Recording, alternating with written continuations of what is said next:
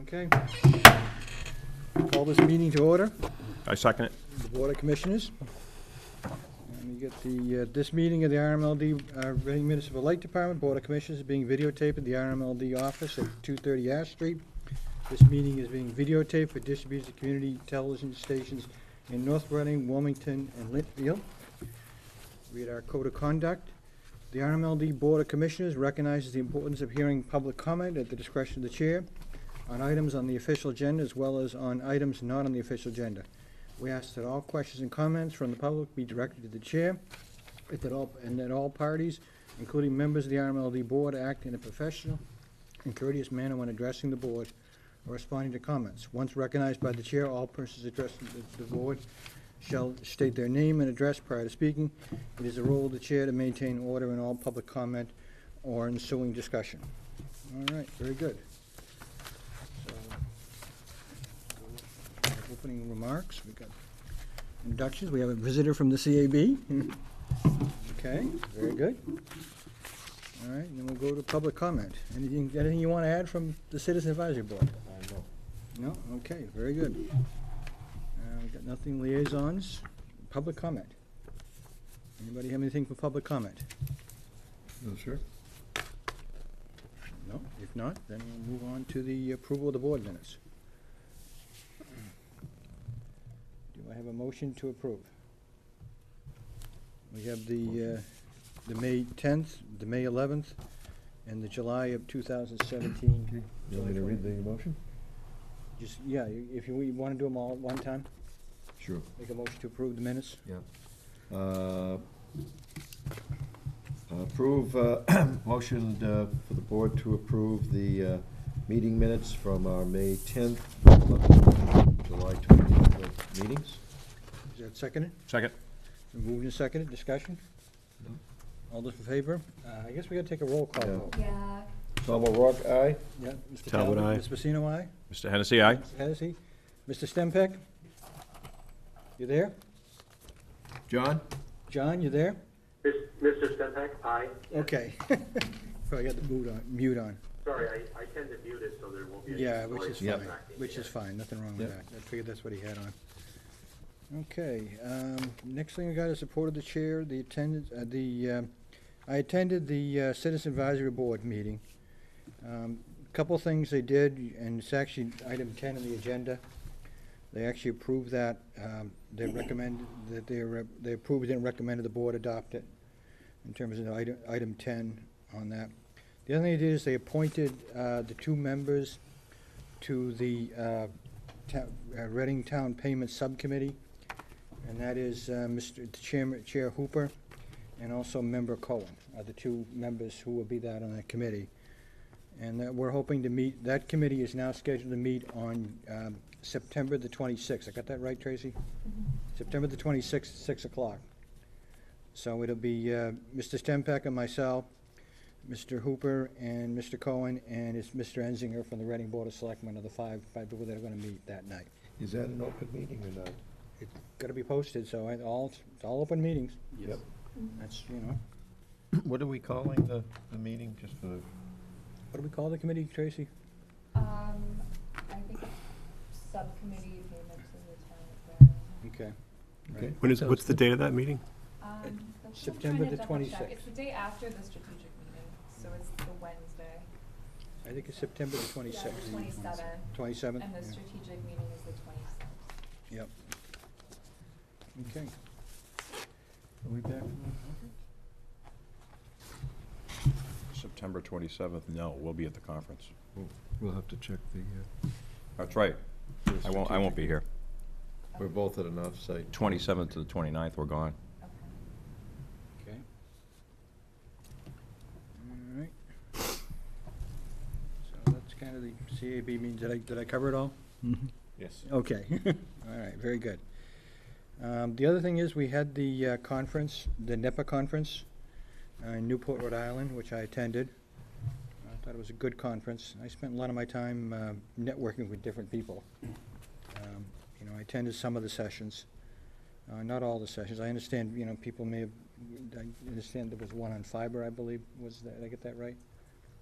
I don't know if somebody wants to talk about, what the session on? If you're referring to Jim Ingraham of Yes, Chattanooga? Yes. Yeah, that was a great session. Chattanooga is a municipal utility in Chattanooga, not surprisingly. And they're one of the pioneers in the nation on merging communications and electricity. They have a lot of creative things going on, and there's been some talk. I think John and Tom were talking about inviting them up, and they were interested in talking to us, or we could go down there. But it's a real leader. The benefits have been well documented of benefits to the community, benefits to the utility, benefits to businesses of doing more than just selling electricity. Okay, sure. Yeah, so I guess first of all, just to add, we had 100% board attendance at the NEPA conference, which I think is good in terms of understanding the issues and getting information on what's happening in the world of power. And of course, the staff, Hamid and Jane and Colleen were there, so it was a good attendance on behalf of RMLD. And I guess in addition to Dave's comments, I would say that particular, although I was at a different session, but I did join the conversation after. I think that session, along with some of the ideas Colleen has been discussing in terms of educating the board on the opportunities and so forth of fiber, is very timely. So it's nice to have some benchmark companies to look at, and certainly they appear to be best in class. So I think there's a lot to be learned. So I think a trip visit here would be well worth our while. Yeah, that's great. Yeah, I agree. I think I like the idea, being on the fiber committee with Dave. I'm very excited about Chattanooga. If we can get them to come up, that'd be great. And Colleen mentioned Braintree, and maybe even a couple others like Wellesley and Concord. I mean, we might as well learn from as many of them as we can, without overtaxing us. But if we can get 3 or 4, and really, Shrewsbury, yeah, there's another one, and get the best practices out on the table, I think that'd be a great thing for us as we explore it more. I guess that's item number 8, I guess, right, Yep, Mr. Chair? that leads you into item number 8. Right. Go ahead. I just kicked that off. Okay. Yeah, and I think also, Dave and I had, we had started writing a little report to the full board out of our fiber committee meeting, and maybe what do you think, Dave? Maybe this is the time to finish it off and just give it to the full board so we have it for our strategic meeting on the 26th, so we can get that. When would we need to get that to you to have it be on the agenda and in the board book for that meeting? As long as I know that it's gonna be on the agenda. Okay. I can just put it on there. Okay. The agenda's going up a little bit later this Okay. time. I was also, Mr. Chair, Go ahead. I also heard from our consultant that was doing the fiber study, that unfortunately due to the death in his family, so he couldn't, he was supposed to finish it last week, but he's finalizing that right now as we speak. So we should have at least the first draft, hopefully next week, and if that's ready, I'm going to share that with the board. So that would be another source to, Yeah. so we can look for options.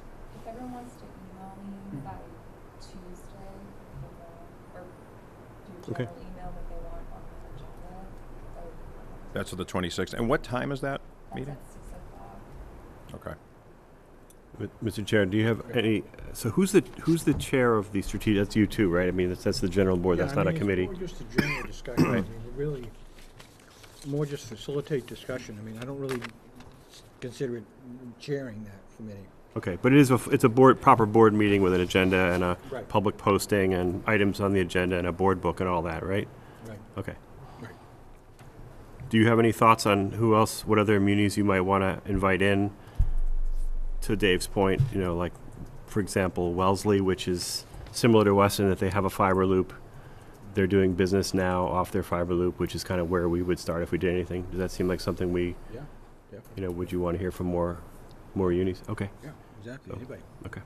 Maybe we can expand that then. Colleen's talked about Braintree. Yep, that'd be great. That'd be great too. Whoa. Braintree is coming. Yep. The No, that's already draft, scheduled? Yeah, That's- it's already scheduled. that's great. So Oh, we'll okay. be at When are the- they coming? Next week, 26th. They'll be there for that meeting. He's going to be. Okay. Good. Great, I so didn't we'll know have a that. lot going on. He So, should be, he should be here to get some information. Mr. Chair, Go ahead. yeah, so Dave and I, Hennessy and I will have to look at our schedule, see if we can do a workaround for that, or otherwise Well, the 26th will probably work. I- I don't think I leave till the 27th. When are you going down? 26th, but assuming we're not here till midnight, that would probably be okay, because the conference starts the 27th, so. Yeah, it's a that's true. 2-hour. That's true, it is a couple hours. Anyways, we'll try to work that out. That would be great. Thank you. Very good. Okay, anything else under item 8? If not, then we go on to community engagement. Jane? Yep.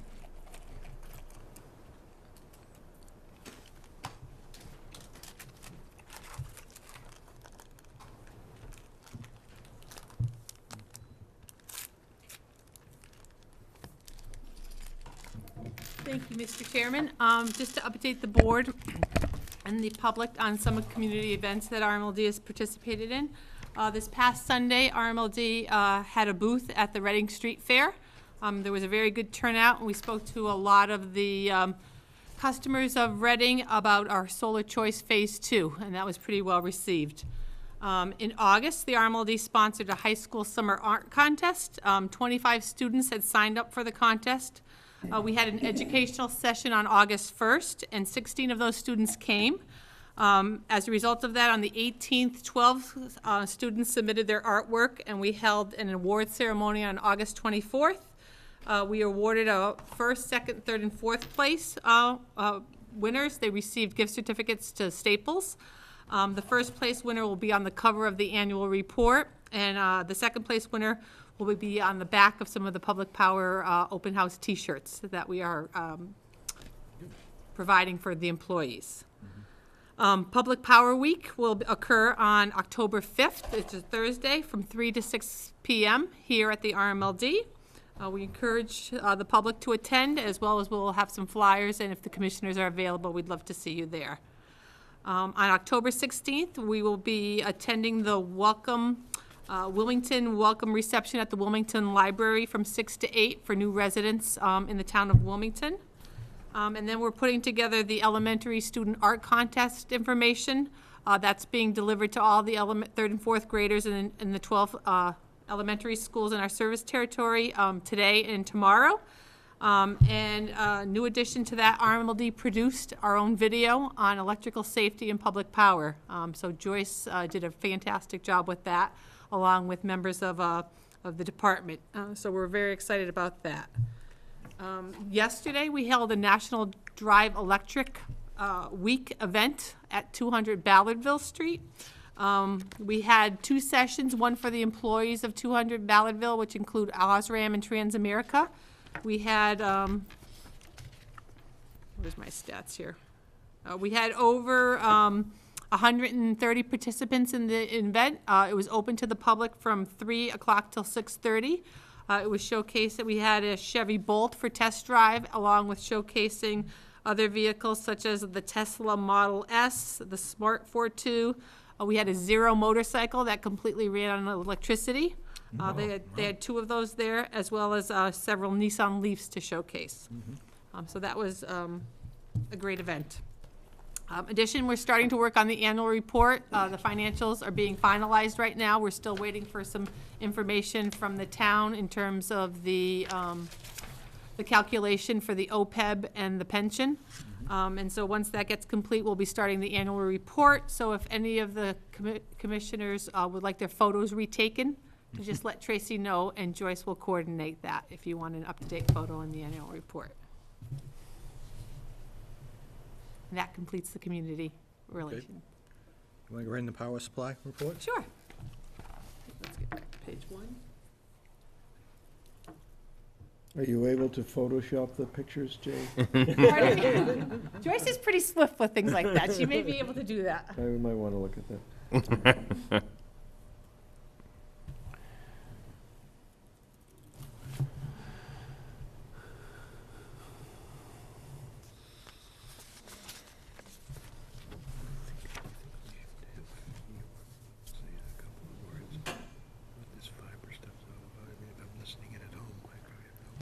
Maybe. We can do it afterwards.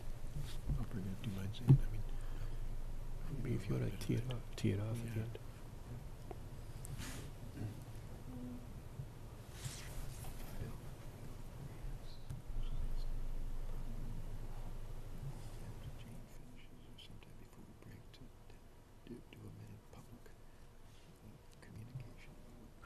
awfully quiet there. Sorry, Yeah, John, Jane just is trying to check set it. up the power slides. Ah, okay, thank you. Yeah, she just started. She brought it up. My apologies. Okay, IRD is reporting for the months of June and July here. This first slide looks at the RMLD versus the ISO historical peaks. One unique thing that we think occurred this year is that the actual ISO had a peak demand in June. This has only occurred 2 times in the past within the last 25 years. So it's not normal for New England as a region to be having our all-time peak in June. That occurred on June 13th, hour ending 5 o'clock. Right now it's projected because the summer period does go till the end of September. So it's highly unlikely that we'll hit a new peak in September, so this is what we're going by right now. And so the blue line on the graph indicates the ISO's peak, and that was considerably lower than it was in 2016. In 2016, the ISO peaked at 25,596 megawatt, and this year the peak was at 23,717. So there was approximately a 7% decrease in the regional peak for New England as a whole.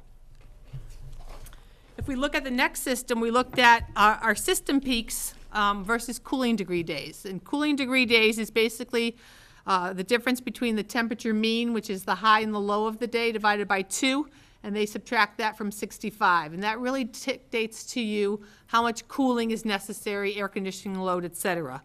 So on this graph, the dark line or the red line indicates the cooling degrees.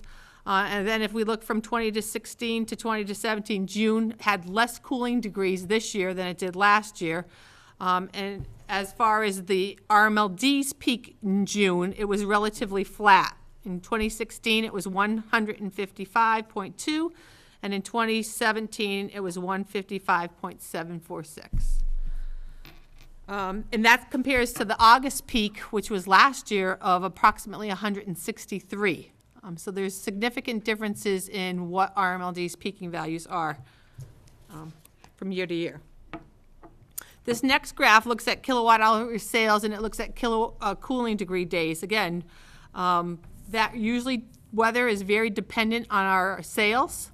When we have really hot weather, people tend to use air conditioning more. So this graph looks at our sales in June of 2017, which were over 66 million, versus last June of 63 million. So even though the cooling degrees days were down, our sales were up.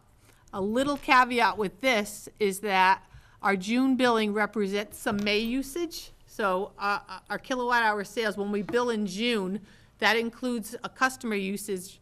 So if we bill on the 12th, it includes, the 13th of May till the 12th of June. So there's an overlap of May and June, and the cooling degrees just looked at monthly data. So we were looking on calendar month. Just a couple of other observations based on the fiscal year for us. From a purchase power expense standpoint, our fuel costs were down by a little less than $1 million, or around $900,000 overall. When we look at capacity and transmission, however, we had a $1.2 million increase in our capacity costs from fiscal year 16 to 17, and about a $700,000 increase in transmission. So overall, we had about a $1 million increase in overall power supply, which included energy, capacity, and transmission. Our sales were relatively flat. There was less than a 1% difference between fiscal year 2016 and 2017. And a lot of this will be showed in the financials once they're completed by the auditors. Okay. Questions? Good, thank you, Jane. All right. You want to do the proposed rate too? Yes, Like, please, Keep Bill. going, just Thank keep you. going. At the CAB last month, we are anticipating to file an electric vehicle charging rate. We've had a pilot that we've been running at the Analog Devices. RMLD owns that charging equipment there, and we've been charging that rate. In anticipation of maybe the advancement of other charging stations, we feel it's appropriate to file a filed rate with the DPU. So this rate looks at recovering our fixed costs, and that fixed cost would be at 0.111 cents. And then additionally, on a monthly basis, we would add the fuel charge and the purchase power capacity and transmission component. So it works out to be just a little over 20 cents right now, and that's equivalent to about $1.80 a gallon for those individuals who are electing to use an electric vehicle versus a gas-powered vehicle. Mr. Chairman? Yeah. Go ahead. Did you say it'd be 20 cents a kilowatt hour? Approximately, yes. What, do other munis have electric car charging rates that are different from just whatever the underlying business is buying the electricity for? Well, I'm not familiar with that. I'd have to look into that, Dave, to be honest with you. Some businesses, like Osram is one of our customers, their charging stations are incorporated right into their service. Right. So they don't charge their employees. They just the employees get free charging? Correct. Okay. But because we're a municipal light department, we can't, I don't think it's allowed to have people charge. Right, yeah, okay, so I guess what I meant was, what's the precedent for like a specific muni-based electric vehicle charging? Because we're trying to recover the cost of the capital, which is a lot different than our transformers and whatnot. We have Right. a cost for that, we have a maintenance cost, and we have to depreciate that equipment. Yeah, I meant, what is the model? Is there another muni that's doing that, that's doing this? I'd have to look into that. Okay. I'm not aware of that. Okay.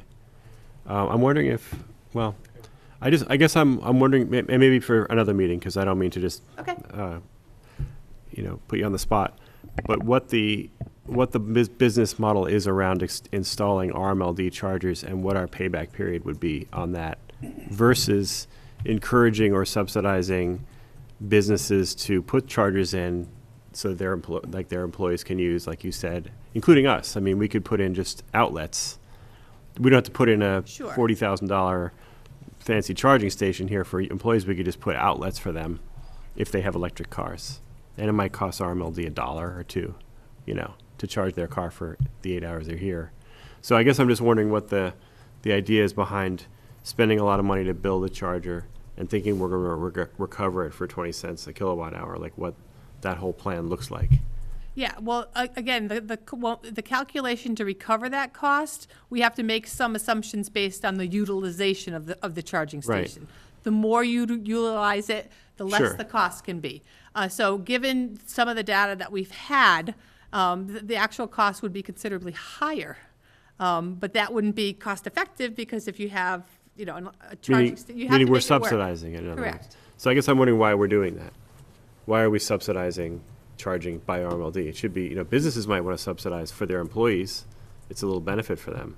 But why are we subsidizing, electric car charging? Well, I think from a utility. I say that as an electric car owner, by the way. Correct. I mean, But I guess from the utility standpoint, in order, this is a technology that could help the utility in the future. Right. Our sales have been flat to decreasing, and in the event that electric vehicles do take off, this is an opportunity for the RMLD to increase our revenue, increase Right. our sales. Sure. I mean, it's the model of spending a lot of money putting in RMLD branded chargers and charging 20 cents an hour that goes from your credit card to RMLD that I'm wondering And about. I don't think there's plans for us to be installing a lot of these. It's going to be a supply and demand thing. And so we want to have a rate on file Sure. that we could utilize. Happy to vote for the rate. I guess maybe the next meeting, Sure. we can look at the whole model, the whole business model around installing chargers that people are paying us directly for the electricity versus encouraging different people who own parking lots to put in the chargers that they pay, that they're just Sure, paying the that's bill. definitely a model that's available, and we would be. 'Cause that's what I'm we would familiar be with. More than happy to support that. Okay. And I know as an owner myself, I would never go swipe for 20 cents a kilowatt hour to charge my car. I'd wait till I got home. Unless you got stuck someplace. Yeah, but I'm not going to drive to Analog Devices and spend that. I mean, Yeah, well, that's you know a, what I'm that's a saying? workstation parking lot, so Yeah, that's yeah. not open to the public. But I mean, so that's the thing. So you expect employees to go swipe their card for 20 cents a kilowatt hour to charge their car? They are, They are already doing that. correct. And who do they pay now? Analog Devices pays the bill, or how does it work now? Correct. So the way it works is we have a charge, we own the charging station. Mm-hmm. So they swipe it's a ChargePoint charging station. Yep. They swipe their credit card. ChargePoint recovers the money and sends it to RMLD. I see. And what do they pay ChargePoint? I believe there is a 10% fee associated with the ChargePoint network. And what's the user paying now through that ChargePoint device? That's included in the 20 cents. So that's not, so what's, we're setting the rate tonight. What are they paying before tonight? If it's already running, what are they paying now? It's a pilot program. Okay. So we only have the 3 charging stations. And so in anticipation of down the road, Yep. people elect to put these, install these devices, we'd like to have a rate that's in place. Got it. And we can recover, our power supply is a pass-through, so that's a variable rate, and then it would be the fixed cost of the stations. So, sorry, Cardi, keep. That's okay, no, those are good, these are You're great saying questions. there's ChargePoint stations there now, already at Analog. That RMLD owns. Did- RMLD received a Okay. grant for those, we've And installed they've them. been in for a while. Correct. What are people paying now when they go scan their credit card? How much do they pay? 20 cents per kilowatt Oh, hour, but we're only setting the rate tonight. because that's a pilot program. Okay. And we're trying to fix I a see. rate. You're formalizing what's already in effect. In a pilot, correct. Okay, that's the part I didn't get. Okay. I apologize. Nope. Sorry, folks. No, this Okay. is a good There's good got to be one on conversation. every board member Don't with be a- sorry at all. with an extra thick. No, it's very skull. informative, because again, They're good questions. Okay. Yes. All right. You know, as we saw at the NEPA meeting, everybody's expecting the substitution curve to take over here. Absolutely. Years. And we just want to get it right, you know? Yeah, absolutely. I mean, this is the future of load growth. I firmly believe it. As the only electric car owner in the room, I firmly believe it is. I want us to get the model right. Correct. I'm sure it's a step in the right direction. Spending like tens of thousands of dollars on chargers is a lot, though. So if that's what we're proposing to do, you know, not that we are, but, okay. Enough said. Sorry, all set. Great. Thank Yeah, you. good discussion. Yeah. Discussion, good points. Okay, do I hear a motion? Yeah, I'll make the motion. Okay, go ahead. Move that RMLD Board of Commissioners approve the rate MDPU number 277, effective November 1, 2017, on the recommendation of the General Manager. Second? Okay, moved and seconded, discussion? I see none. Poll the board, Mr. Talbot? Mr. Talbot, aye. Mr. O'Rourke? Mr. O'Rourke, Mr. aye. Pacino, aye. Mr. Mr. Henderson? Hennessy, aye? Mr. Stempak? Mr. Stempak, aye. Okay, very good. Thank you. All right, very Thanks, good. Jane. So move on to the engineering and operations. Yes, that's my turn. Yes. Thank you so much. So, if Jane, if you could please, yeah, the slides up.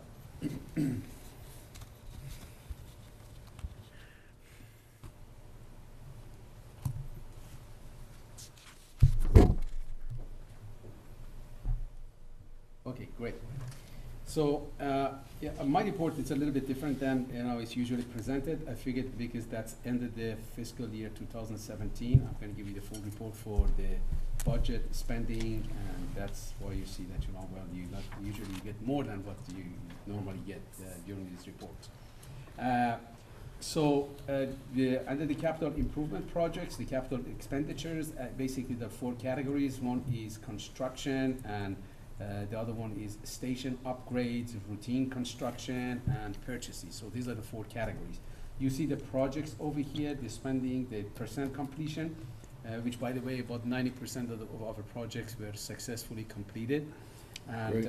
on page 4, if you go on page 4, you see that, it gives you the tally of the year-to-date spending. In the month of June, we spent the $1,630,623. That brings the end of June basically to $8 million approximately, $8,009,832. And FY17 budget was approved for $9.4 million. So the remaining balance on that is 1.4, basically, which that comprised of the $717,000 that we still, that for the distributed generation, that we came under budget on time. We didn't spend that 2.7 million. It's approximately 2.4. We still got to pay $400,000 the last invoice to Caterpillar, Milton Cat, and we're holding it because they have a slight little variance to the noise levels. Like they're trying to fix that, and once they meet that, then we're going to pay it off. So basically, that's what it is. The $433,000, it's on transformers and capacitors that we haven't spent, but we will. And also $236,000 of that is Wilmington Substation, which we're searching for land. We have a proposal or at least proposed site. And we are in basically negotiations so far and looking into various options that, I'm more than happy to give you details at the executive session. So that's what's going on. So that's why that, well, it wasn't full. Otherwise, we would have spent the full $9 million anyway. So if we hit some of the, obviously, we had some challenges along the way. We had some surprises during the construction phase of some of these projects, such as the first one on project number 106, underground facilities upgrades, the URDs, manholes, so number of these communities that we didn't expect them to fail. They failed, prematurely, or the conduit crushed, or the motor vehicle accidents that hit the transformer, and all of a sudden you have to replace the whole thing. And when you get into those subdivisions, once you open up the street and you see, well, it looks like you're gonna have to do more than what you expected. So that's why that it's a run a little bit over what we budgeted on some of these projects.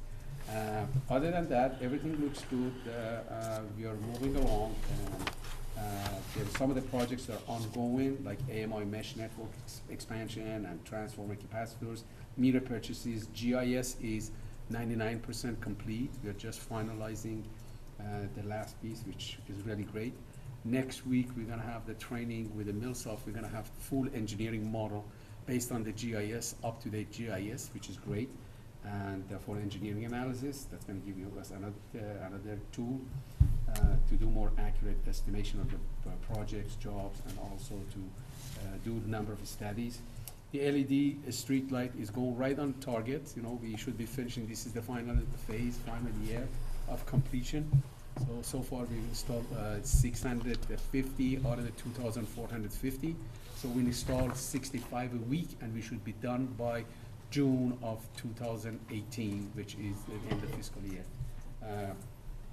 The analog devices upgrade, we did the capacitor bank and substation testing equipment that we purchased in order to train our crews and also get them trained for doing taking over the full maintenance. The HVAC system, it was a successful project. It was all done. So a number of highlights of the projects that were done. We are currently upgrading the skater room. I don't know if you have got a chance to probably, within the next couple of weeks that it's completed. It's nice. It would be a nice tour for you to see the new technology. We purchasing the new outage management system, basically in that skater room and the skater system. So there are going to be big monitors that we could control the entire system, see the system, and also as we making progress on automation of the system and these switches, like same as what you heard from Chattanooga as a model, we're basically doing the same thing that they have done already with a grant. So we are on the right path as far as the technology upgrades and automation concerns, which should improve the reliability and cut down the outage durations and frequencies tremendously. Good thing. So basically that's the report for the capital authorization spendings that was budgeted. So it was a successful year. I'm looking forward to another year. Great. The next, do you have any questions on any of these? I just want to add that Sure. I forgot to mention that in the meantime, I attended the ribbon cutting ceremony for the generator, the peak unit up there in North Reading. And they gave a tour of the facility. And they turned it on, actually, and I didn't notice the sound was that much too much in that area. So. Well, the specification calls for 50 dB at 60 feet, and it came out like to 55 dB at 60 feet. We can't, unless if you have digital equipment, you can, but they have to meet the spec. So what they're doing now, they're adding more sound barriers and the spots that they can cover. Tomorrow is the final. They're going to be installing it, and they're going to do another run test. And that's why we haven't paid that $384,000, the last invoice. Okay. That should have been paid, which is part of this. That actually would have been 8.4 million as opposed to 8.4 million of the 9.4 million, which. Yeah, the only thing I want to add is that there can be a second unit that's added up there. Yes. Right. So, you've got one unit in place, but there's also a possibility of a second unit up there too, at some time in the future. And for that second unit that we have made provisions, as Mr. Chair mentioned, is that, well, we could either go with another unit of same size, or we could go with the battery storage. So now we're working on a grant with IRD, James Group, to secure a grant. Hopefully, we can get the grant. I think the results of the grant recipients, it's gonna be published sometime in November-ish, right? November, October, and October and early November, it's gonna be, we are hoping that we can get the grant. If we can get the grant, then we can put the battery storage there too, and that would be a good opportunity. And that would be, I guess, the larger unit for battery storage. It would be like. At the same site? At the same site, like 4 megawatts, 3.5 megawatts, which is gonna give us a good capability. Hours? It's a fabulous site. That's right. Megawatt hours? would it be? It's megawatts, yeah, that's right, megawatt hours. Yeah, they It's in North Reading. North Reading, right, If next you know where to, the Board of Public Works Yeah. is, if you go all the way down past that all the public works, you'll find our site right into the wires there. Yep. It's an absolutely fabulous site that we have. Mr. Chairman? Yes. I just want to just really commend you and Colleen and the department for the amazing number of really excellent engineering upgrades you're doing to the system. Thank you It's so the much. kind of thing that people don't see. It's what keeps the lights on and keeps us going for the next 10, 20, 30 years. Yep. And it's a lot of work, and, this stuff is hard for everybody to understand, and the average person to understand, but just want to say thank you. thank you Yes. so much. Yeah. Great, Yeah. yep, no, it's great We work. should all say the It's a same. team effort, we're all a team, obviously, Agreed. Yeah. Team effort, the commissioners, us, and IRD, and all departments that bring it all together, so.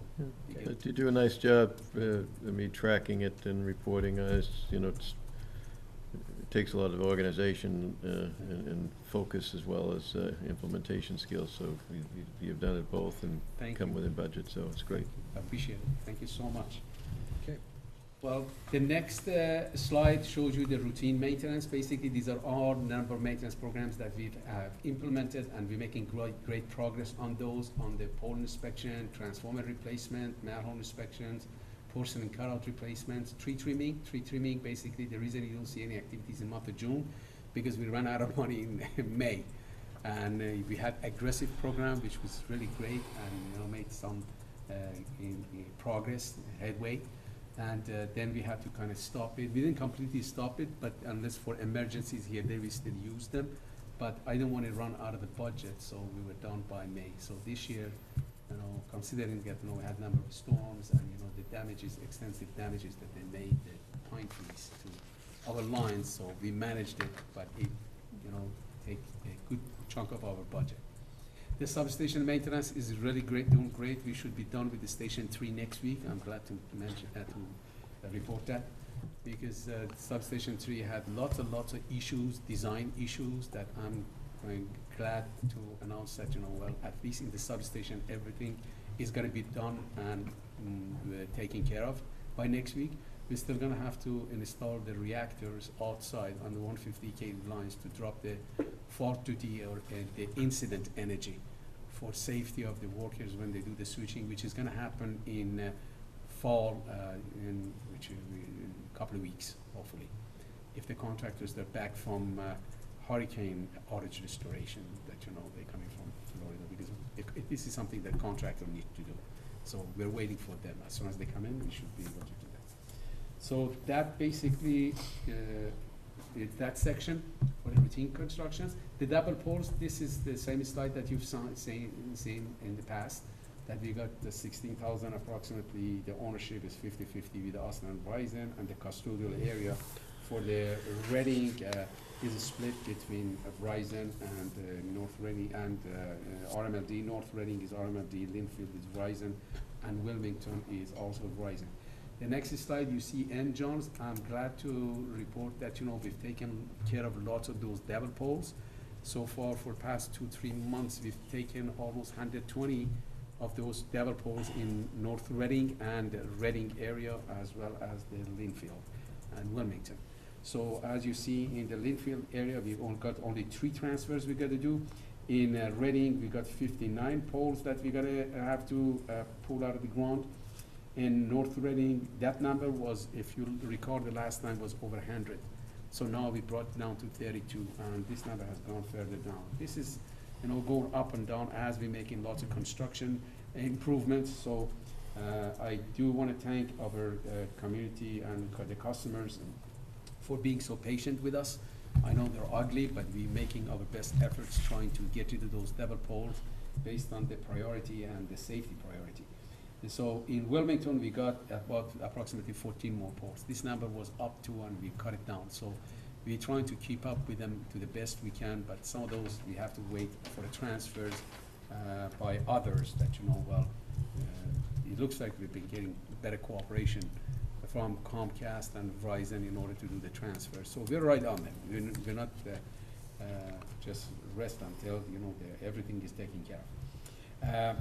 The next slide shows the reliability indices. As you could see, all the reliability indices, the SAIDI, KD, and SAFE, they're well below national and the regional averages, which means we're heading in the right directions reliability-wise, which is good. But however, these numbers also, they could go up with one storm, and depending on the duration and how bad the storm hits us, and we get the damages. So, but if the trend is over years, you see that, that's going down or it's being stabilized, that's a good sign, which, as you could see over here, it's almost stabilized. That in 2014, we had a bad year. That was the year that, we had all of these maintenance issues. That's why we developed those programs. And since we've been keeping up with the maintenance, you see that, that those numbers, they're going down or they're being, they're stabilized. Which Yeah, I mean, it's a measure of the work you're doing with the CapEx spending, right? That's right, exactly. And that's for the capital expenditures projects that we've done. Can I ask Yes, a question? Is there one of these that you look to as like more important than the others? The SAIDI, They're all KD, basic. SAFE? They're all the SAIDI is a system average interruption duration. And the next one, KD, is customer average interruption duration. Basically, they say what is the system-wide, the duration of the outage for all the customers. It's customer-based. Mm-hmm. How bad the customers they have, how long they've been out system-wise. The next one says what is the average outage, that the duration that every customer basically they experienced. Of the ones that had an outage? The ones that How they've long had were they an out? outage. Okay, yeah. Exactly, that's what it is. And the SAFE is the system average frequency index. It's the frequency of the outages system-wide, which means that, we're doing really well on this one, on the frequency of the outages, considering that, we're covering 4 towns. And this is very well, I don't think the people, they remember. That shows the people, they have not really suffered with the more frequent outages, which means it's a good sign. So I'm basically looking at all 3 of them, and they're all important. And sometimes, if you have a lot of these pocket failures, you're gonna see the numbers for KD goes up. But if the system average interruption duration and the SAFE, they are both hand in hand, they go on, that means the system health is in good shape. And, we are in the right directions. But we're monitoring it every month. We track those on the e-reliability tracker software that we are part of the APPAs. So we are considering, and those national and the regional averages, these are coming from APPA with basically the utilities of our size, what the numbers are and what the average is, which shows we are below. So it says, if I understand it, it's like 13 people out of 1,000, or 13 customers out of 1,000 had an interruption. Yeah, well, In it's 2017. that means the overall 0.13, less than 1 outage basically on the customer base. Yeah, That, they experienced, which is good. right, less than If it goes- 1%. That's right, less than Yeah. 1%. Yeah. So if it goes up to over 0.5, 0.54, that means that, you have basically, you're exceeding the regional average. Yeah. For our region, that 0.54 is the bar that shows what the other communities, with the same customer size or less, what they And have probably the same experienced. weather experience as well. And Yeah. we've got a large customer base as opposed to some of these small communities that, they have maybe 2,000 meters or 2,500 meters or 10,000 meters. We got 29,000 meters. So it's obviously, we've got more to take care of, but this is we keep over the bar lower than, you know, what, The average. intentionally, because, you know, we're trying to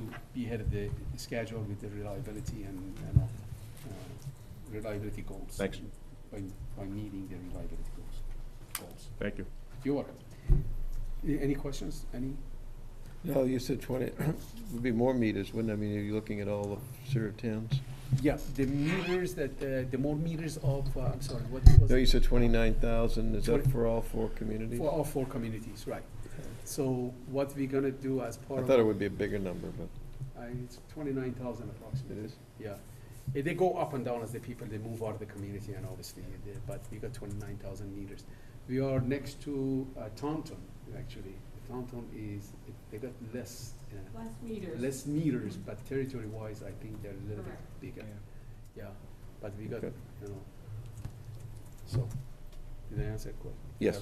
Okay. The next slide is showing the outage causes, basically the annual average from 2012 to 2017. You see the pie charts, still the big outages, they're related to equipment failure, to trees and wildlife.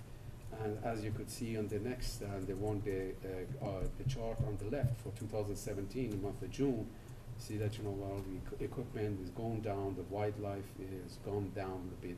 The trees, again, that one is going up and down depending on the number of storms and the damages that, you know, the storms they make. But overall, that shows to me that we are heading in the right directions with, you know, less equipment failure as we, you know, replacing them. Hopefully we can catch them before they fail.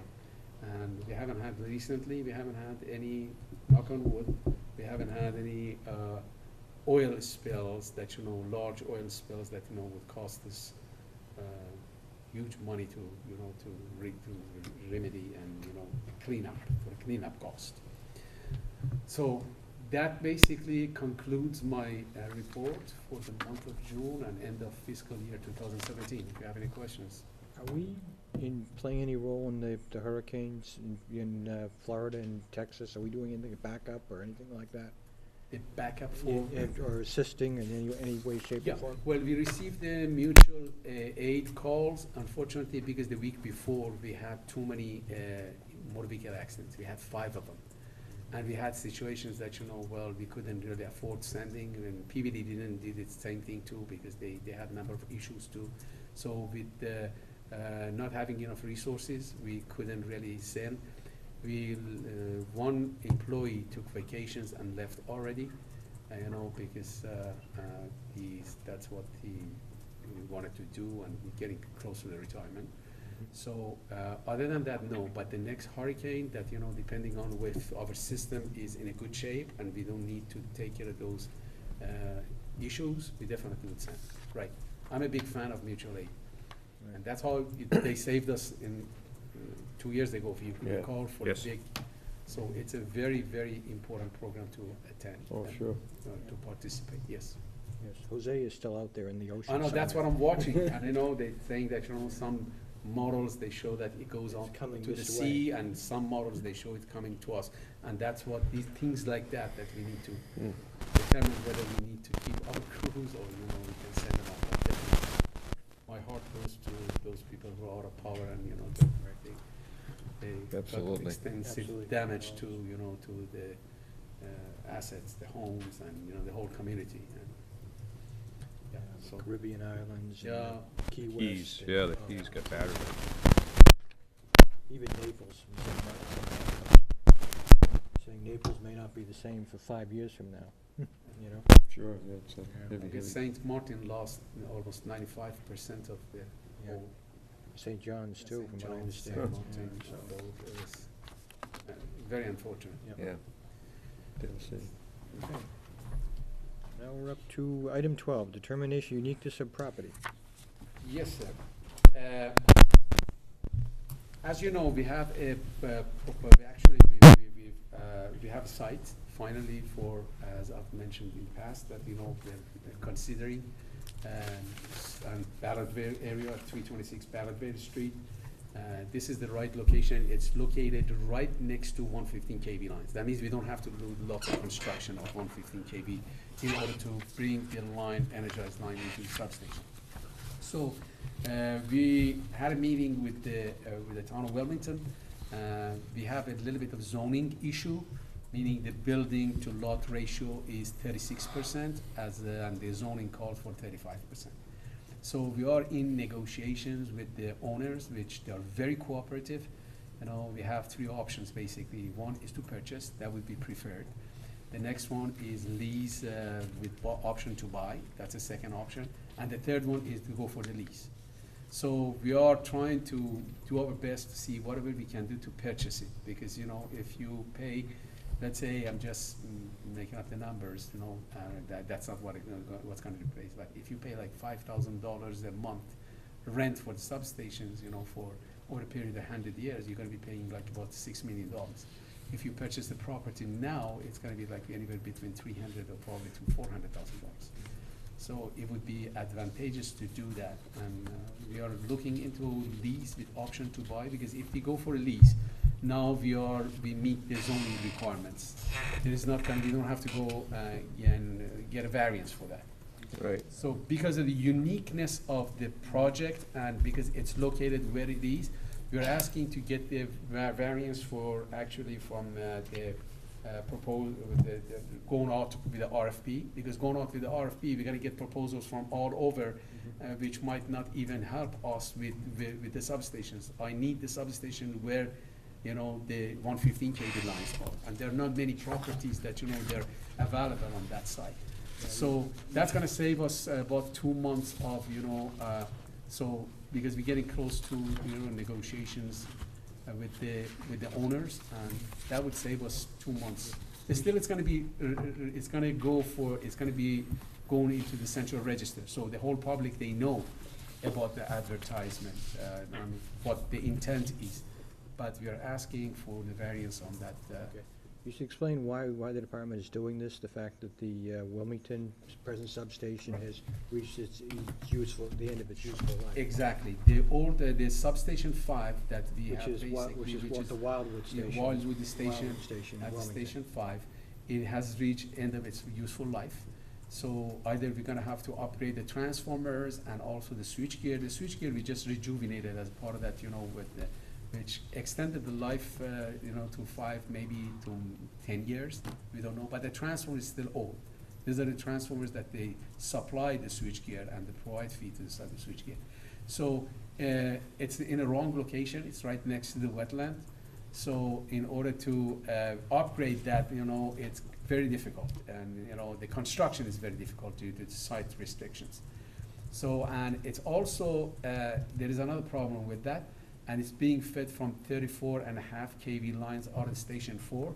That means the losses are really great. It's not a great location for the substation. By being close to 115 kV lines, you're cutting down the losses, so we would be saving money. And it would actually, it's gonna place the substation where the load center is. Load center is right at the Ballardvale area. That's why we're looking for land that is close to 115 kV lines and located in Ballardvale Street. And this property is right, it's perfect location. So hopefully, you know, we can finalize that by end of the year, and we can start ordering equipment in FY 2018, and FY 2019 we start construction, and hopefully be online by 2020. So that's what the schedule is. Okay. And Questions, the board? No, sounds good. Somebody want to read the Yeah, I'll read motion? it. Move that the RMLD Board of Commissioners approve the determination of the uniqueness of property and waive the publication requirements of MGL Chapter 30B 16 with respect to the acquisition of land located at 326 Ballardvale Street, Wilmington, Mass., and identified on the Town of Wilmington's Assessor's Map as R2 Lot 23/2. And this is under Mass General Laws, Chapter 30B, Paragraph 16. I understand we have the letter that we need to sign yeah, too? everybody needs to sign that so we can. Okay. Is everybody clear why we're doing this motion? Yes. Yes. Okay. All right, very good. Anybody got any questions, comments? No. Not, then I'll take a poll of the board. Mr. Talbot? Second. Oh, you second the motion. I Yes. heard you. Okay. Mষ্ট. Talbot? Talbot, aye. Mr. O'Rourke, aye? Pacino, aye. Mr. Hennessy, aye. Hennessy? Mr. Stempak? Mr. Stempak, aye. Okay, very good. Thank you. All right, great. All right, we move I'm in. sorry, I got a lot of bits this time. It's all right. We decided to not do them tonight. I mean, they're too long. Let's take them right in order. Yeah. Go with the first one, the pole replacement project. Yes, this is the 115 kV lines that, you know, they're feeding Station 4. The poles are, you know, we tested the poles, and the number of poles, they basically are marginal. And 2 of them that they failed, we replaced them last year. Now we got 5 more poles that we're gonna have to upgrade. And we sent the bid to 18 construction companies. Out of those, only 2 we received the bid from, Holland Electric and Mass Bay Electrical. Mass Bay did not meet the requirements, actually, or after some background checks, we found some issues that, we rather to go with the Holland. Holland was the same company that they did it the last time, those 2 poles. And the bid came out at $115,069.59, which includes $99,000, that $9,314.34, if for matting, because that's in the wet area, so we need to lay mats in order to get to the poles. So if we don't need to use that, that would be the savings for us. But if we need to use that, then that's gonna include that. It's already included in that figure. So if they don't use it, $9,000 is gonna be taken off. So $99,000 is gonna be taken off? no, $9,314. Okay. That would be great if Yeah, I was $99,000. gonna say. Yeah, Well, that- $9,314.34. My question is, I mean, this is 115,000. We actually had a budget of 60,000 for this. Yes. Explain the difference, please. Sure, yeah, sure. It came out higher because the number of construction challenges that they have, the equipment came out and they're within the budgeted amount. And the last time that we did it, that's what we went by, they told us that, well, this is roughly it's gonna cost for the rest of it. But upon further investigations and when this time around, they look more closely into it. There's more work, more labor that needs to be involved because of the challenges that are in the way. And it's worse than what we originally thought it's going to be. So that's why we're going over a little bit. But it's better to do that now because this is impacting the reliability of the town. And this is one of the 2 major lines that feeding Station 4. And How many poles is it? there are 5 poles. We took care of the 2 in the past. That's 7 poles total together that we are upgrading. These are tall poles. These are like 70-foot tall poles that, we need to put the 115 kV lines. And we have notified National Grid and both Eversource. It's a long process to schedule the outage. And there's some issues on their part crossing the highway, which we have notified them too, and on them to take care of that, so we don't experience any unexpected outages, so. All right. Somebody want to read the motion? Sure. Okay. Move that proposal 2018-01 for pole replacement project has been awarded to Harlan Electric as the most responsible and eligible bidder in the amount of $115,069.59 pursuant to MGLC 30, Chapter Chapter 39, paragraph M. yeah. Chapter 30, paragraph M, Mhm. 39M, Yeah. on the recommendation of the general manager. All right, is that seconded? Second motion? Been moved and seconded. Discussion? I see none. I'll poll the board again, starting Mr. Talbot. Mr. Talbot, aye. Mr. O'Rourke, aye? Ms. Pacino, aye. Mr. Hennessy, aye. Mr. Hennessy? Mr. Stempak? Mr. Stempak, aye. Okay, very good. Let's move on to the pole-mounted transformers. Yeah, these are the transformers that basically equipment that we use for a system upgrade and for the maintenance, that part of the replacement program of the transformers that they're aged. So we sent a bid out to 16 bidders, and the number of bidders, they came out that they're the lowest responsive bidder. And they were Stuart Irby for $42,493, Wesco for $59,229, for a total of $101,722. And part of the requirement was that they need to meet the energy, DOE energy efficiency, which means these transformers, the losses are within the guidelines defined by Department of Energy, so they're efficient transformers. And the reason that the other bidders, they were disqualified because they didn't meet those, or they weren't even close. So if they were close within 1%, we still would consider them. But they weren't really close to even 1%, so they were disqualified. These are the only two that were qualified. Yeah, the question I had on this one, I'm looking at the motion, Right. and it said move proposal for 50 pad-mounted transformers, and we have this as 48. No, this is the pad mounted, which Is, one? I'm on Home item B, mounted. the motion. Yeah, we got a typo in there where it says, in that first line where it says 50, it should be 48. That's right. It's the next one. The next one is the 50. Yeah, 50, yeah. So that one should be 48? No. Okay, I just want to make that point to whoever makes the motion. Okay. All right, so you want to read the motion? Sure. And it's pole mounted, the next one is pad, and it's pole. this The next one is okay, pad fine. mounted, right, the two Yeah. types.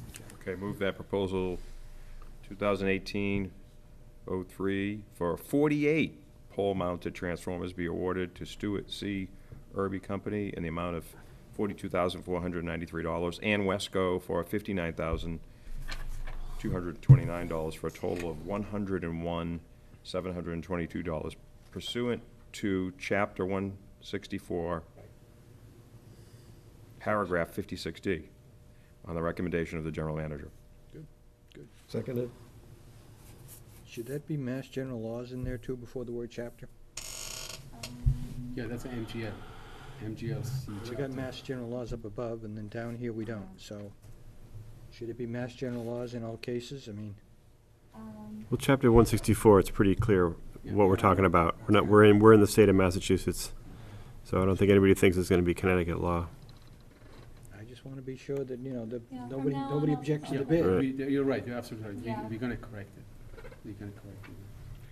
So it should say as to Mass General Laws, Chapter 164? Right. You'll accept that as part of the main motion? I will. Yep. And you'll accept it as a seconder? I do. Okay. All right. My concern is that one of the other bidders, you know, has a question on it. Oh, really? Get the Get bid. his lawyer involved. You know, I hate to go back and have a technicality here. Huh? Okay. That, it's been moved and seconded. Further discussion? Seeing none? We'll poll the board again, starting Mr. Talbot. Mr. Talbot, aye. Mr. O'Rourke, aye? Aye. Mr. Pacino, aye. Mr. Hennessy, aye. Mr. Stempak. Mr. Stempak, aye. Okay, very good. Let's move on to the next one. Okay, the next one is pad mount transformers, the same thing. They were overhead, the previous bid. This one now is the underground that mount on the pad, basically for underground subdivisions as part of the maintenance program. We sent a bid to 16 bidders. The successful, the most responsible bidder was Wesco for $68,959. And the rest of the bidders, they took exceptions. So this is the only bidder that didn't take any exceptions. So basically, that's what the story is with that. Want to read it? Go ahead. Move that proposal 2018-04 for 50 pad-mounted transformers will be awarded to Wesco in the amount of $68,959 pursuant to Mass General Laws. Mass General Law, Chapter 164, Paragraph 5060, on the recommendation of the General Manager. Good. Second motion? Been moved and seconded. Discussion? Seeing none, we'll pull the board again, starting Mr. Talbot again. Talbot, aye. Mr. O'Rourke, aye? Rock, Mr. Pacino, aye. Mr. Hennessy, aye? Ms. Hennessy, Mr. Stempak? Mr. Stempak, aye. Okay, very good. Move on. The next one is the IFB 2018-05, that's capacitor banks. These are the basically ones that, you know, they fix the power factor on the system and maintain the voltage on the system. So we have these we sent a bid to a number of bidders, about 10, 12, and only one was, they all took exceptions, by the way. And the most responsible bidder was Stewart C. Irby for $39,664. And the Chapter 164, basically, we don't have to go with the lowest bidder, but in this case, this is the lowest bidder. However, if there are some exceptions, we can choose to see that, whether they're acceptable or they're not. In this case, the exception that they took, it's minor variant, that was on the warranty and patent and the trademark and the copyright indemnifications, that, that's fine, we didn't have any problems with them. So it would be fine to go ahead and award that to them. Okay. And it was budgeted for $30,000. Unfortunately, we go a little bit higher. This is the estimate we got from them. And then before we send a bid out, we get an estimate that, how much the equipment costs.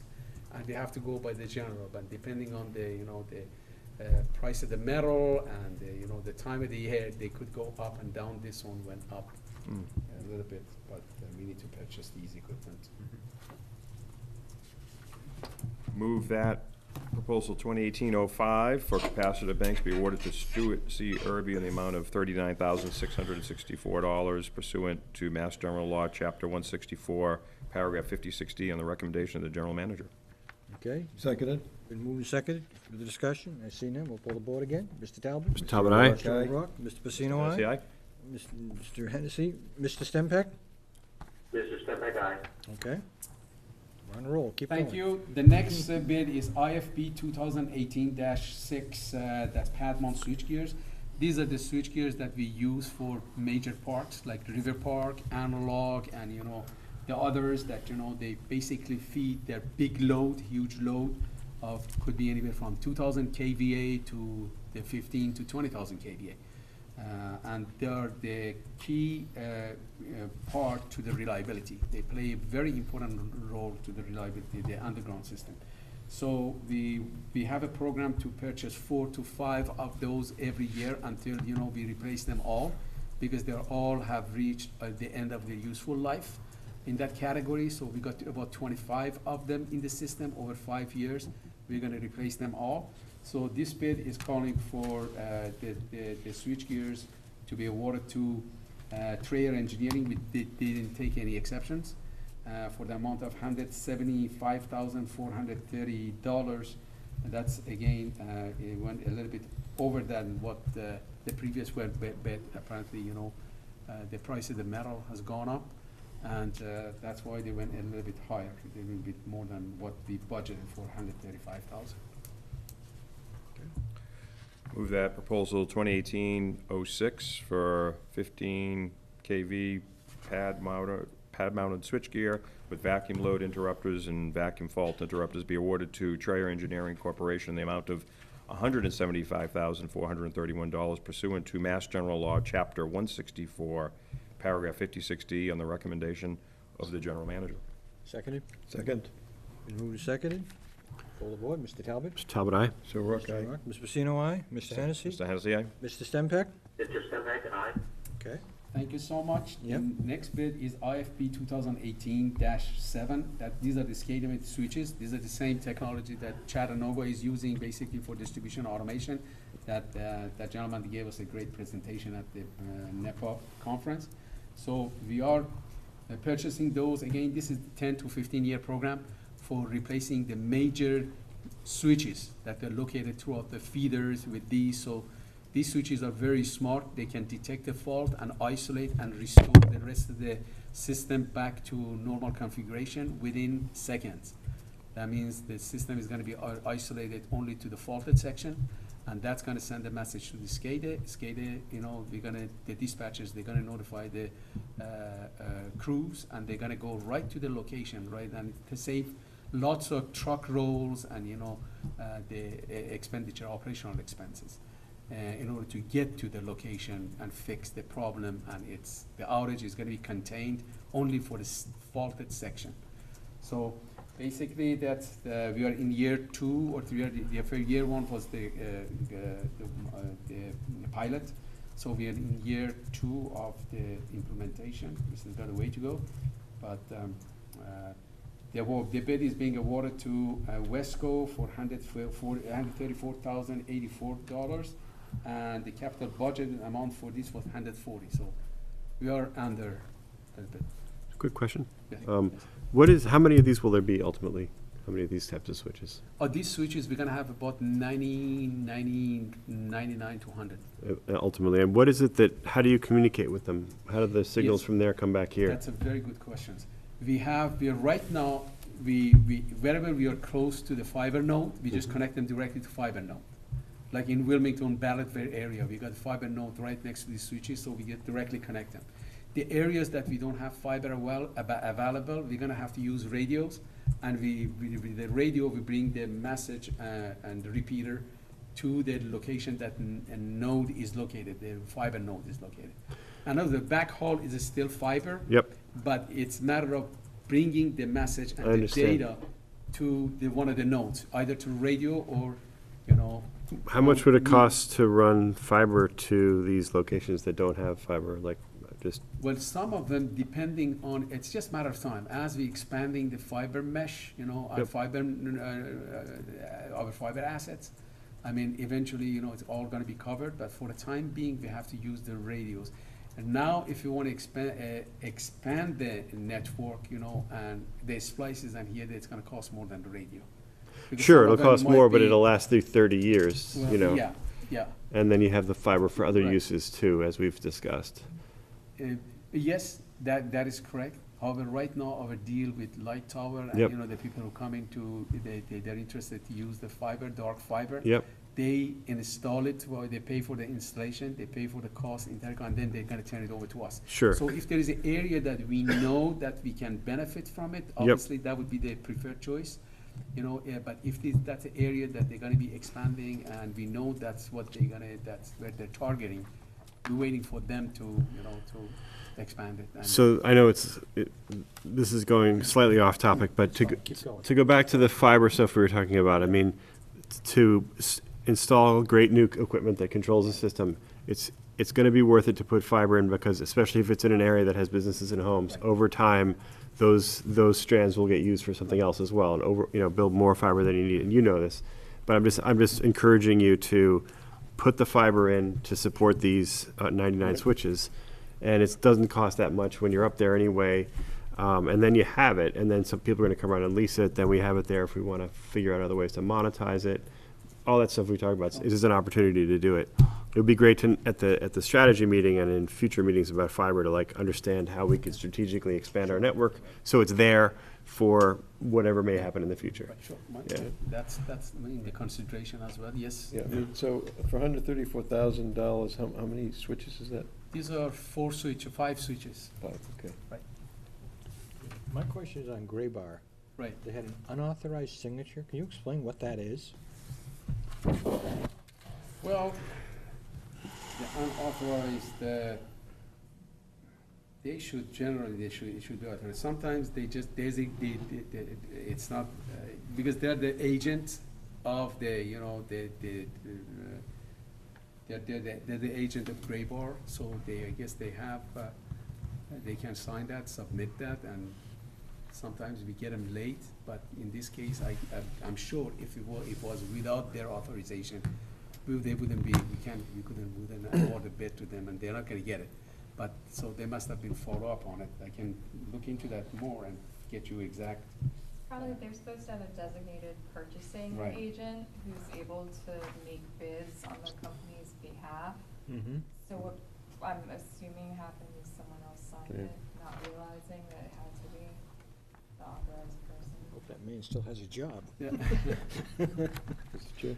Okay, go ahead. Just one other, it's probably not to affect the decision on this one, but you had mentioned 90 switches a meet, so depending on how long a time period, that's like $2,400,000 in Yeah, switches it's gonna over cost, time. yes. Is there, do we have any leverage to negotiate? I mean, because we know we're gonna buy Right. 90, Right. so I don't know, is it quantity sensitive in terms of the? Yes, it is, and indeed it is. And, I guess they know that if we can get into, we have to, I guess, send a bid out and let them know about this. the Yeah, or intention, could we do a that blanket commit order to or the something? To the money that we're gonna Yeah. be spending. If that is the route that we gotta go, we can talk to them. Yeah, I just raised it, I mean, And that's a very good, yeah, that's a depending very on the valid- amount of that's a good- savings, right. if it's. It would be. Except that, you know, the reason that we haven't done this yet, because in some years, if we really, as the kilowatt hour sales is going down, if, you know, this is something that could be deferred if we need to. Yeah, So if it doesn't happen one year and make the commitment to that, that could, you know. yeah, it's all in the language you Yeah, put it into is, the. exactly. Okay, we guys can take a look. Look into that. I could So, look into that. I mean, Tom is definitely onto something there, and it also dovetails with, you know, the planning for the future would be, when you have these in, as Chattanooga demonstrated, you know you save tons of money. Yes. As you've been saying, you save huge amounts on truck rolls.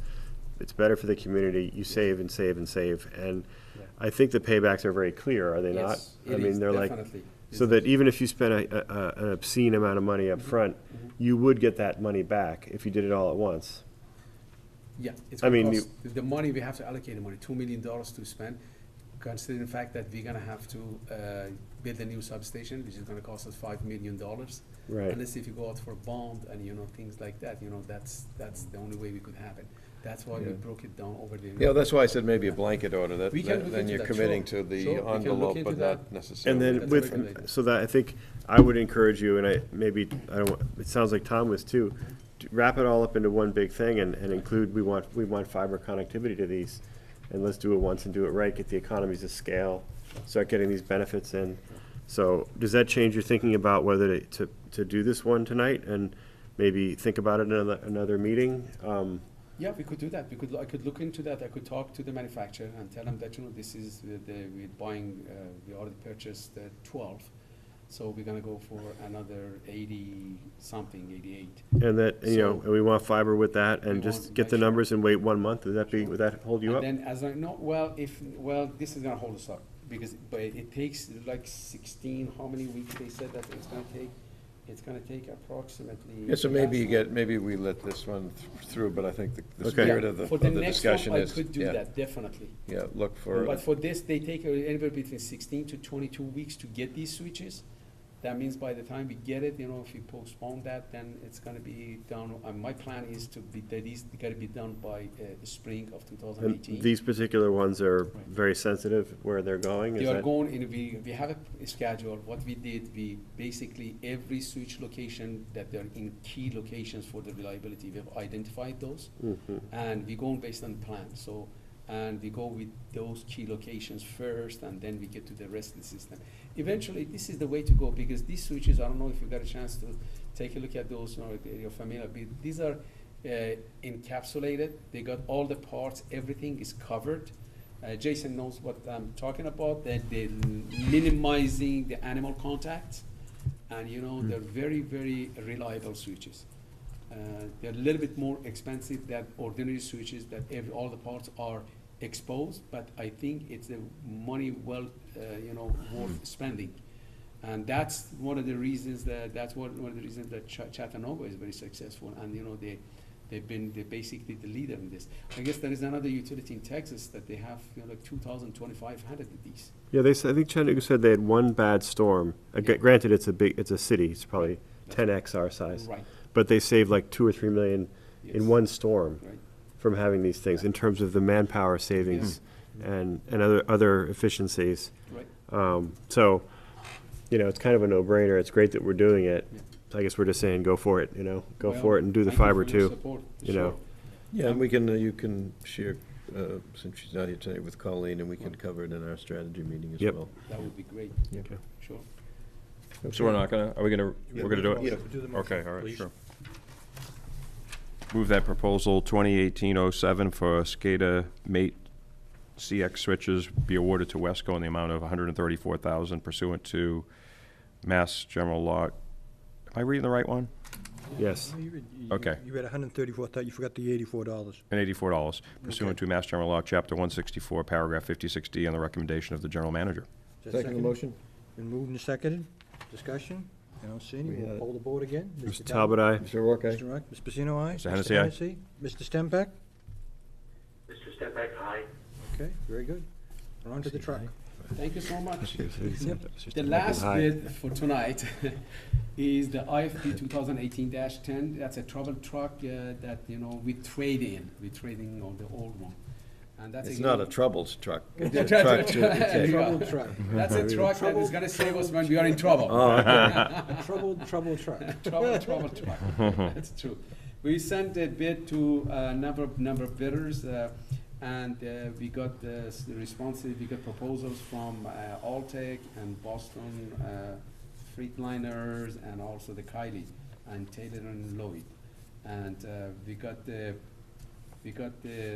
bid response. I mean, the lowest was, based on the analysis, Alltech, but they took some exceptions that it was not really advantageous to us to award that because they were missing some parts. The second lowest bidder was Minuteman Trucks for $174,125.16, which is gonna take 42 weeks to deliver. And that's basically it. And then we're gonna get $15,000 trade-in value for that, because the original price for the trouble truck before the trade-in, it was $186,465.16. Taking off $15,000, that brings it to $174,125.16, which is a good deal. In the, Go ahead.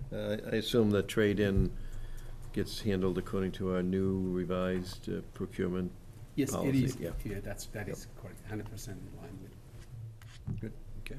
Okay. Yep, go ahead. Move that proposal 2018-10 for one trouble truck, year 2018 or newer, with trade-in be awarded to Minuteman Trucks in the amount of $174,125.16 pursuant to Mass General Law, Chapter 164, Paragraph 5060, on the recommendation of the general manager. Seconded. Been moved and seconded. Discussion? I see none. Poll the board again. Mr. Talbot? Mr. Talbot, aye. Mr. O'Rourke, aye? Ms. Pacino, aye? Mr. Hennessy, aye. Hennessy? Mr. Stempak? Mr. Stempak, aye. Okay, very good. So we're up to items under general Yes, discussion. we got Jason, Mr. Chair. Yeah. Just looking back at the pad mounted transformers, if you don't wanna have an error, just looking at the spreadsheet in the packet, Right. the 69,000 does not add up to the total number of transformers, it's more like 150,000. I think, no, this is. It looks like it's it's based on singular value, not the total quantity. What letter is it, Jason? Yeah, what number? C, is it? C. C. So it comes out to You add 68,959? up, like the unit cost, but you're buying 10 of some, 15 of others, 4 of others, so the total bid is actually more than that. It's on page 55. Good catch.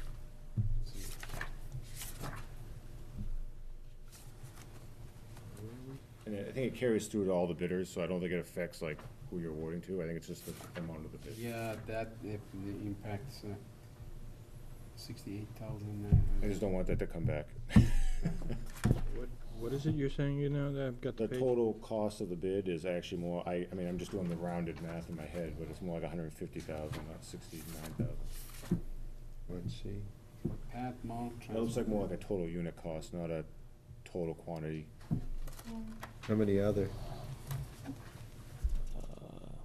There's 11 transformers, but item 2 is 10 of them, 15 of item 3, 5 of item 1, 4 of item 11. Oh, okay, yep. So if you, it looks like this column's actually summing up this one, Yeah, based it on doesn't rough add up. rounding. Oh, It doesn't add I'm up? not taking out a calculator, but if you round up that column, it's definitely, I mean, you can take like 2 line items and be over the 68,000. Can we correct the math? But it was carried through to all the bidders, so I don't think it affects the overall award, who you're going with. I see what you're saying. So we need to have these up. Let's add up our single Oh, one. right. Let's do that. So, I got a feeling it said that pad mounts were more is, expensive how than critical is full this? mounts, I So I mean, need to look at it. Well, it is, we need to order these transformers, but I guess if because I think this is okay. 68. The net cost, how much we have? We have 385,000, that's right. The net cost of that, can I just quickly add up? While he's adding, do you want to do the rest of the agenda? yeah, we're gonna do the rest of the agenda, right. So the only thing we have on the, that's on the agenda is just, we have the the next two board meetings. We have the strategic meeting on September the 26th. We have the regular board meeting on October the 26th. That'll be the audit meeting also. What, that'll be the audit meeting also? Yep, Good, 27th. good.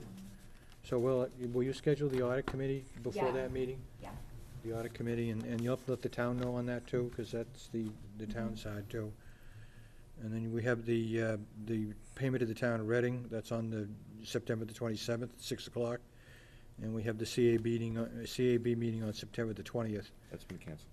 What? That's been canceled. That's been canceled. Whoa, okay. Yes, it has. October is the next meeting. All right, so leave that on there. Phil, I have a conflict Sure. on the 26th of October. I don't know if, I'm sure if we have a quorum, Yeah. it's fine to continue, so. Okay. Well, no, which conflict is it? It's a corporate thing I can't miss, Okay. On the 26th? on the 26th, yeah. Okay, well, let me check my departure plans too, because. What, you're out that day too? This is October. This is October. Oh, October, I'm okay. sorry. Talking Oh, I October. thought you meant the September. Oh, no, not that one. Okay, I'm sorry for this is our mistake. The staff made a mistake, they transfer. The total amount is 205,781. That's what the total amount comes in. What, it looks like what they did, that's a unit price. They added the unit price up to Just like Jason said. 68,959. Thank you for noticing that. So Yeah. the total bid, it's gonna come out to $205,781. And what was the budget for that? It was budgeted for 385,000. So this is a typo. This is typo, yes. That. So should we, what do we do, Chairman? I think it's a do-over, isn't it? or- Well, the thing I would recommend is maybe we have a motion to reconsider item 13C Mm-hmm. Yeah. and revote it at this point. Do you want me to reread it? No, just, somebody needs Revote. to make a motion to A motion that to we reconsider. reconsider item 13C under Okay, procurement requests. all right. Anyone want to second Is that? that second? I'll second that. Okay, Do we need a discussion? vote? We need to take a vote. Okay, no discussion? Discussion? There's no discussion.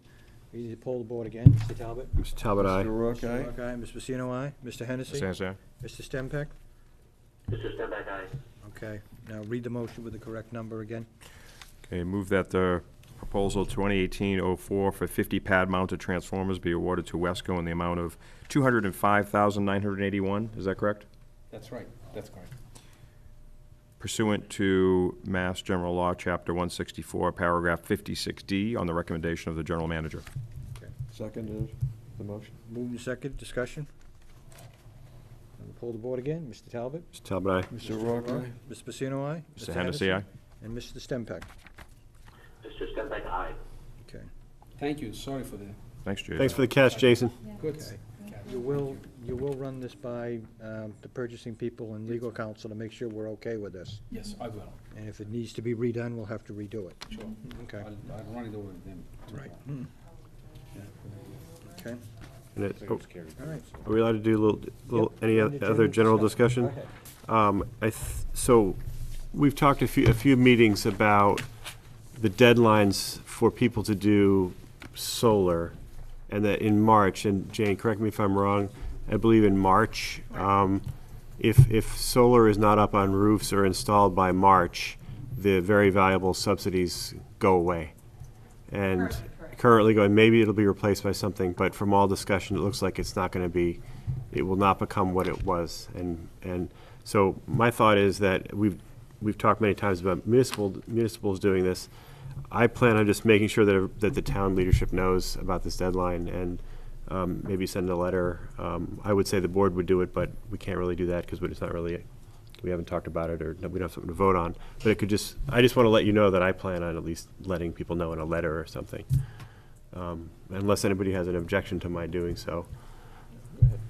Jane, is that something, I mean, I appreciate Dave's sentiment, but I wonder, and also the complications of trying to get it done, outside the board meetings, would that be something that would be more appropriate, done through RMLD, which would be maybe you or Colleen or someone here, or what's your suggestion? 'Cause Yeah, we've had, again, it's a tight deadline, but it's still doable. We've had several solar vendors contacting us. Yeah. I actually had a conversation with Mark Creso, the former CAB member from North Reading, He works for Constellation, and him and his team had a conference call with us just to understand the mechanics of the opportunities that are present. We've had Terawatt Solar that's looking at a 1.5 unit in Wilmington. Select Energy is looking at a couple other projects. We've talked to a couple of the towns. Yep. And so, Yeah, I know you're efforting, and I guess what I was really driving at is more the communications piece. Is that better done rather than, coming, not that Dave wouldn't do a good job with it, but maybe you could assist with any wordsmithing, but something coming directly from RMLD to our customer base, because then sort of a last call, here's the deadline. So, in other words, to encourage whatever's out there, so we know you're fielding them as they come in, but this would be sort of we have sent out some communication Yeah. indicating that the deadline was March of Yeah. 18. It had, it's been limited communication, Yeah. hasn't been to all our customer Yeah. base. So, To clarify, I and I think you and Phil are members of town meeting Yep. in the town of Reading, which is of course just one of the 4 towns. And in that specific context, I just want to make sure that the leadership in the town, that the relevant bodies who would need to vote on this are very aware of this. Okay, so you're less focused on the. Well, I mean, Customer no, base, not but- on the whole customer base, because I know, and as Okay. Jane said, there's been a lot of Oh, communication. okay. But So more focused at for, the. for public bodies to decide on something like this and take the necessary actions to get an RFP out, consider them, vet them, approve them, and have iron on the roofs in March is a tall order. I just want to make sure people know that if they don't do stuff like right now, time's up. It takes a while, so if we wait more weeks, then the clock runs out. So that's where I'm coming from, is letting municipal leaders know that the time is running out. So that's where I'm coming from, as a Reading town meeting member, knowing that the town needs revenue, as, not really as much as a board member, because our board doesn't govern whether a municipal body puts stuff on their roofs. We can't control that.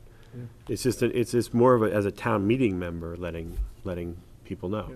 That's all. Jane, how does that sound? And that's kind of up to me, More I of a think. focus. Yeah. But go ahead.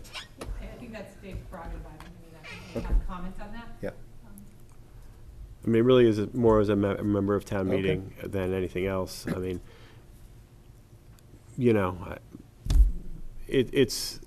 there's a lot of people that have to weigh in, Yeah. right, for something to happen. Yeah, And no, I those think it's a good gears need idea. to start I was just raising meshing. where's it best done, but it Yeah. sounds like Jane's in agreement with that, so. Does anybody have, any of my colleagues on the board have an objection to my writing, committee? I don't. There's a window of opportunity, so. Right, And the Okay. revenue. Dave, I have no objection okay, to you writing.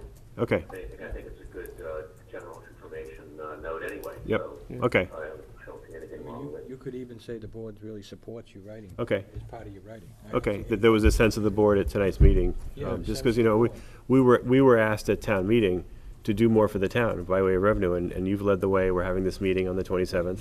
This is a topic that's And gonna this come is, up. and this is gonna come up then, and in advance, I think all the relevant bodies need to be fully aware of this deadline and how urgent it is. We can't wait till the 27th and then till their next meeting in October or November or December, because it's just like the clock runs out. Right. So, that's all. Thanks. Yep, Okay. good idea. All right, very good. Anything else for general discussion? If not, I'll entertain a motion to go into executive session. Yep. Move the motion? Gotta read the I move. motion. I gotta read the Gotta motion? read the motion. Where is It's that? on the 15. last page. Number 15. Number 15. Number 50. Oh, it's on the very last page. Yes. Oh, I see it right here. All right. Move that the board go into executive session to consider the purchase of real property. I was gonna say real estate. Said real property and return to regular session for the sole purpose of adjournment. That's second. Second in the motion? Okay. I will poll the board. Mr. Talbot? Mr. Talbot, aye? Mr. O'Rourke, aye. Pacino? Mr. Hennessy, aye? Hennessy? Mr. Stempak? Stempak, aye. Okay, very good. We'll adjourn to the other room. Okay, All right, Thank very you. good. Thank you, everybody. Thank you, John. Thank you, gentlemen. Thank you. Thank you, John. very Thank good. you. Good night.